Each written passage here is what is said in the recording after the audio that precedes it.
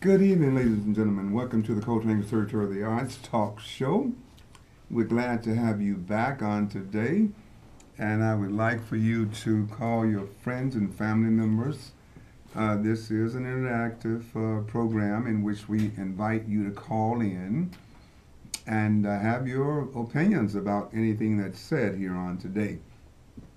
Now, on last week we talked about our program, and we're going to be doing the same thing on today.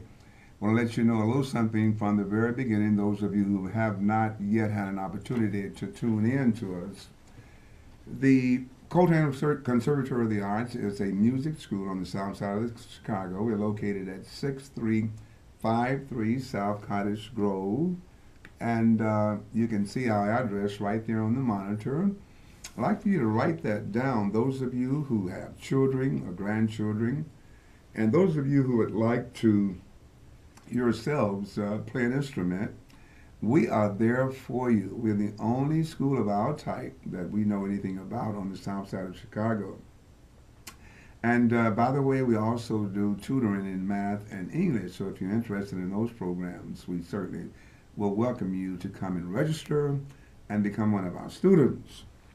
Now, I want to just start off today by saying there are some things that we have been talking about in the community that are extremely important, and that they are important because of the fact that all of us have a role to play in terms of making this a better society, a better place for everybody. It's not just, let's say, the mayor, the governor, or even the president of the United States, but it's all of us working in some sort of way to make certain that we make this a better society. You know, today's world is such that the line between good and evil is so blurred today, and really people don't know. Really, they don't know good from bad from good. And that's the fact. That's why you have people on the street doing things that they should not be doing, getting involved with stuff that they shouldn't be involved with because they feel like this is going to lead them to happiness. And they feel it's okay. You hear people say, listen, I'm going to get mine. I'm going to get paid. I want to make certain that I'm able to take care of myself and my this, that, and the other. I want to drive nice cars. I want to live in a nice house. And they're doing that by whatever means necessary, not understanding that there is something very specific about cause and effect. We really reap what we sow, and if we're sowing bad seed, no matter whether or not it's mentally, or we're thinking bad things, or we're doing bad things, or we're saying bad things, those are all very, very bad causes.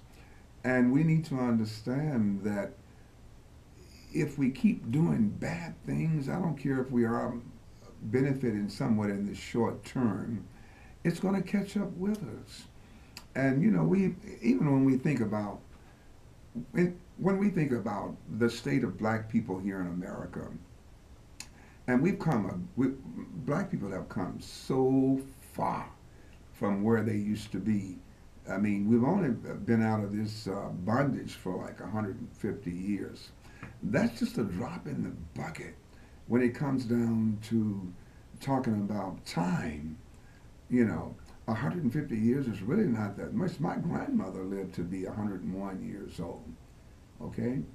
We've been out of bondage just a little bit longer than what she lived, and she lived up until in the 90s. So, what we're talking about here is the fact that it does take time.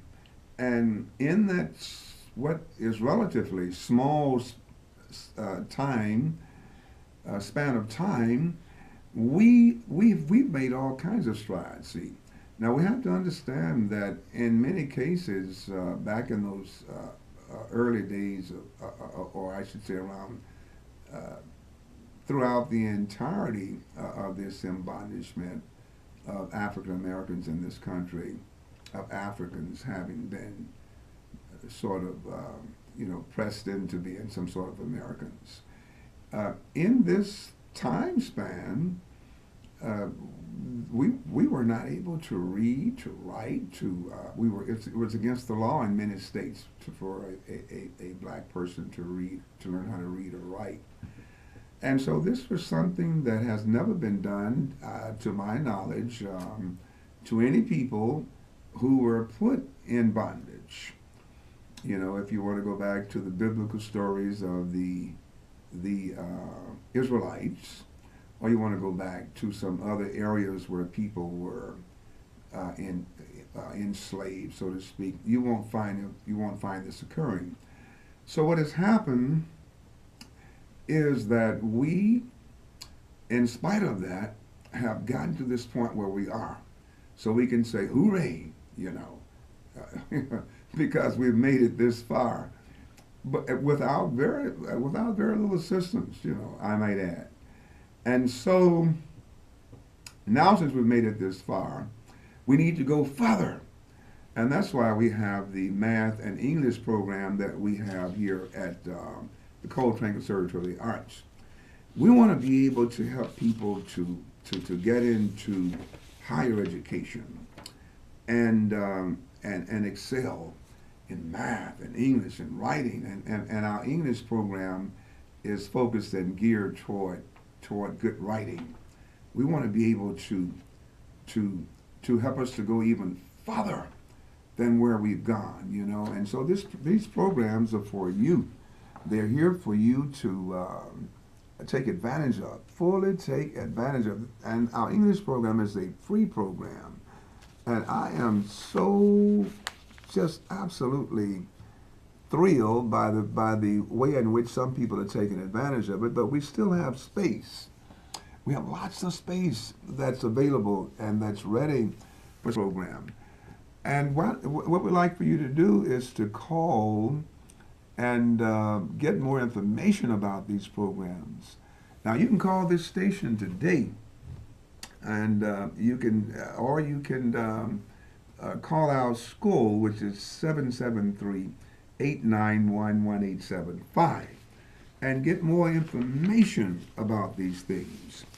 Now I want to share something with you regarding education. I used to be with Operation Push. I was in charge of a group of young people that actually the former congressman was mine. But I want to show you something because this is important, and I can get the word out on things that are going on in Chicago that are beneficial to the community. And we do the best we can in order to do that. And in this case, know him, that is the Reverend Jesse Jackson, and who has done just absolutely a superb job over the years of fighting for equality, free school books, and supplies, free supplies, period. Now, I mentioned tax and things of that nature. So that's going to be on Saturday, August the 27th. Over there at the Operation Push Play in Chicago. And you want to get over there and get your child or your grandchild, some of them, to go back to school, and they'll be fully equipped to do so.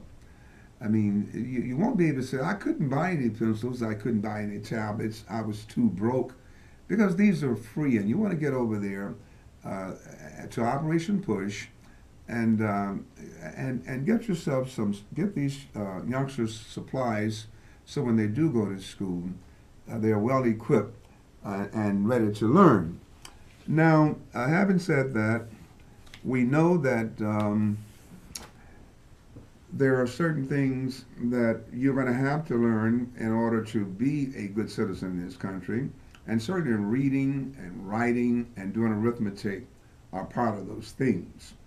We have to get to the point where we ourselves recognize that there is no way someone else is going to lift anybody up out of a dungeon and put them on a smooth sailing pathway. People have always had to fight their way through. And trust me when I tell you, it may take a while, but that is exactly what will have to happen to those of us who are part of this African American race of people here in this country. You know, people always say that it was Lincoln who, sort of, well, he did sign the Emancipation Proclamation. But then you talk to a lot of people and they said, no, said what got us out of that situation was prayer and determination, to keep on fighting and not accept that as a kind of a norm, for human beings. And I really believe that more than anything else, that that that consciousness was swelling and becoming so huge until what happened, it couldn't help but happen. A lot of times things happen in our life, and we wonder why did that happen, how could that happen, and so forth and so on. But everything in our life is intended to make us better. And this situation that African Americans went through in this country, and to some extent are still going through in this country, this situation actually should make us into gems, you know what I mean, diamonds and precious gold. We should, when we get through it, you see. But right now, it's like a sword, when you heat it up, it turns, red like fire. And then finally, when it cools, someone has to bang on it and beat it and shape it and this, that, and the other. And that's what's happening to African Americans here in this country. We've been forged into this gem of a sword. This marvelous piece of artistry. That's what's happening. And even though we can't see it, that is what's going on, and it will continue to go on.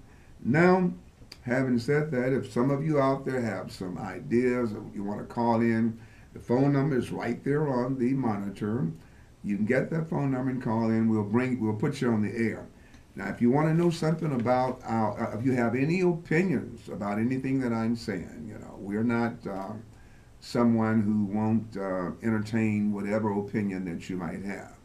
But you need to pick the phone up and call if you want to get on the air. We only have so many minutes on the air. We have 30 minutes every time we come down here. Every Monday.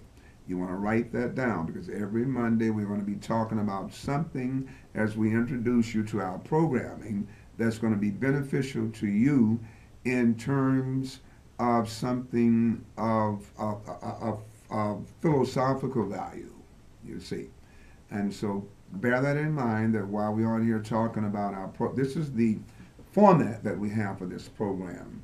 We talk about our programs and then we talk about things that are beneficial to people in our communities.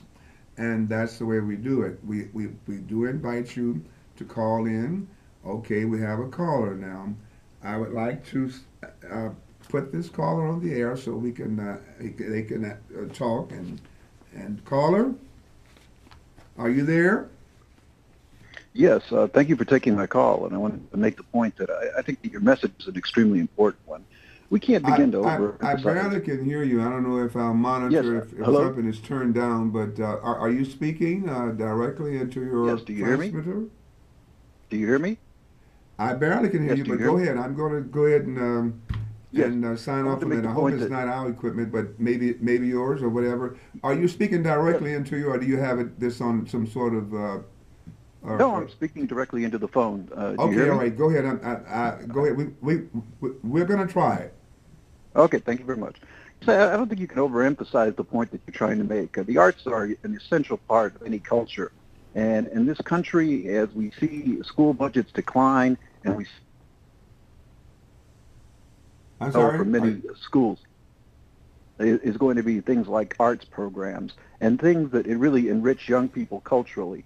I mean, we can't begin to talk about how important the arts are to the development, not only in terms of the aesthetic nature of a society, but its economy. One of the best stories I ever heard was, Steve Jobs' story about having taken calligraphy courses, and that was instrumental in his vision for Apple down the road.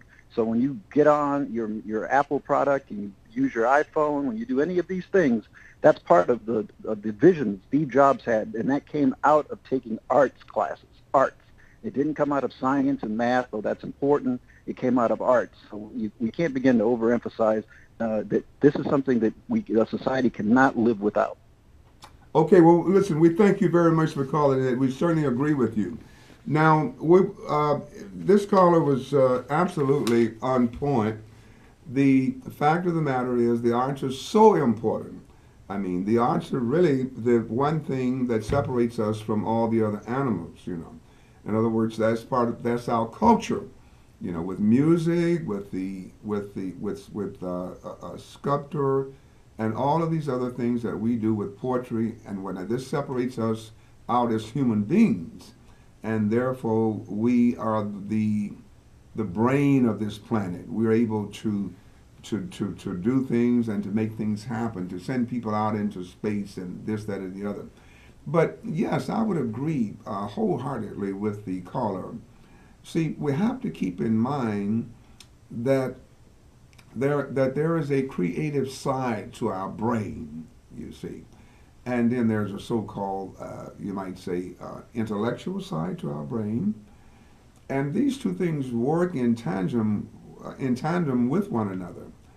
Now, the fact of the matter is, if you were to take away the arts from us, it would seem to me, without having done any research on this, but having understood it, that you'd actually take away the human side of a human being. Now, conversely, if you were to take away the intelligence side of it, you would basically take away you would do the same thing. Not to the extent you would the artistic side, though, because the intelligence, as you know, is shared among other animals, maybe not to the degree that they don't have it to the degree that we have it, but they certainly do have it, you know, and it's been proven each day that they have a lot more than what we thought they had. But with culture, with the arts and things of that nature, they seem to bring out the humanity in a human being. And then from there, the intelligence can then be emphasized and focused upon. And it seems to be a natural kind of of a movement, you might say, between these two things. So that's why we're here. We want to go over a few things with you having to do with some things that are taking place. Then we're going to take a few minutes to, time went by so fast today, we're going to take a few minutes to go over the programming with you so you can see more of our programming. Now, I want to be sure that I give you some of these things here, because after all, most of us are musicians here, and we do want to try and share with you some of the things that are occurring on in the city. This is the Hyde Park Jazz Festival, which will be held from September 24th and 25th of this year. Folks, this is a tremendous free concert. Those of you who like culture and like good, safe environments where there's good, fresh food being served at a cost, at a small cost, not nearly as much as you normally would be paying, but and want to hear good, free music coming from people like R.E. Brown and Orbit Davis and so many, many, many, many, many others that will be out there over those 2 days. Now, this thing here is held in a bunch of venues throughout Hyde Park, in churches and some school buildings over near the University of Chicago, and I believe even the Hyde Park Bank is having something there. Someone would be performing there. So this is something in the community. Please get out and see it. We want to bring you this information so that you can take you and your family, your children. We talked about how important it is to expose our children to to good things, you know. I mean, museums and these concerts, and I mean, good quality things. You know, people talk all the time. So listen, said I don't want my child listening to a lot of vulgar language and things of that nature in the incorporated into the hip hop music.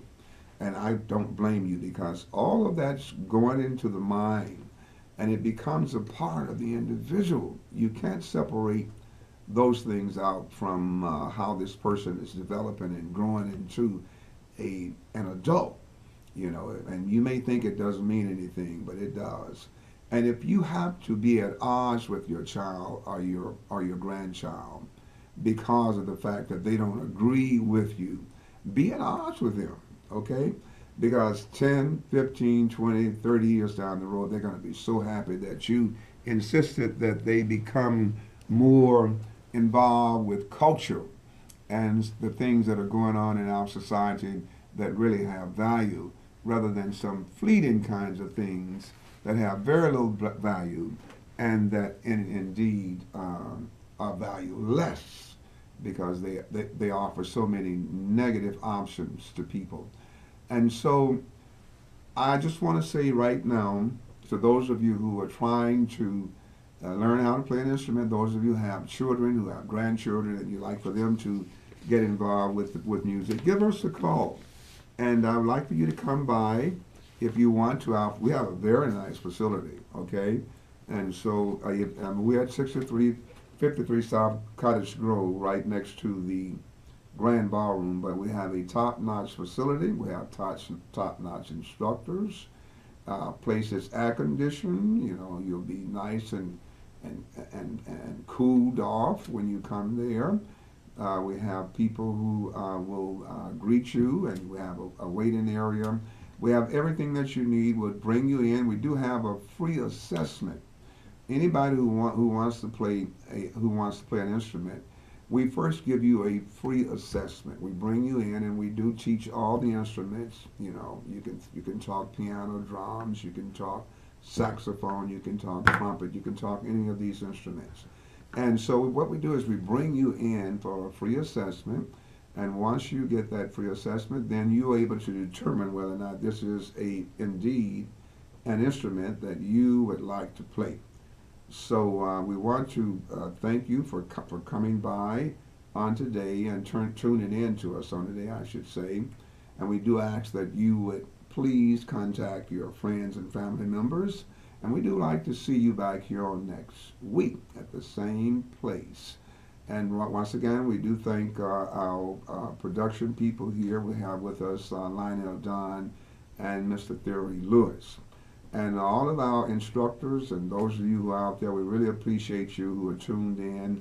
And we just can't say enough about how we do appreciate you. So we thank you very much, ladies and gentlemen. We look forward to seeing you on next week.